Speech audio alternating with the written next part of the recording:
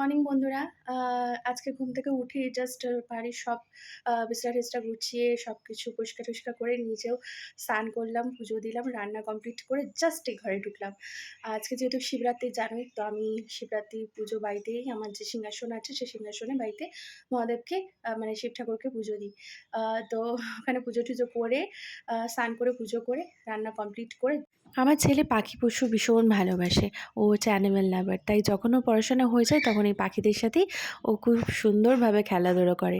আর দেখুন আজকে যেহেতু শিবরাত্রি, তাই শিবরাত্রি স্পেশাল আমার ছেলে কিন্তু একদম রেডি। ও রেডি হয়ে যাচ্ছে আমাদের মন্দিরে। তাই আমি বললাম যে একটু ভিডিও করে তোকে দেখিয়ে দিই।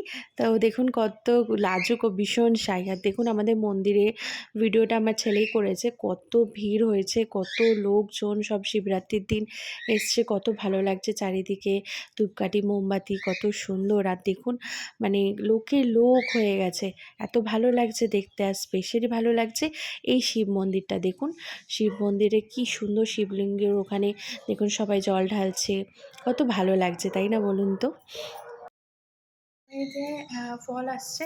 তো চলুন, শিব পুজোর অনেক ফল আছে। তো আপনাদেরকে সবকিছু দেখাবো যে ফল আসছে, কোথায় কতগুলো ফল আসছে সবটাই দেখাবো। আমাদের মন্দির থেকে প্রচুর ফল আসছে। কিছু ডিস্ট্রিবিউট করা হবে আর কিছু আমাদের ফ্যামিলির মধ্যেই দিয়ে দেওয়া হবে।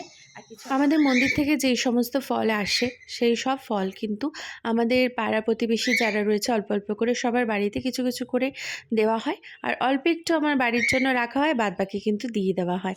আমার ছেলে দেখুন কি সুন্দর করে দেখাচ্ছে। আজকের মতো ভিডিওটা এখানেই এন্ড করছি। দেখা হচ্ছে নতুন ভিডিওতে।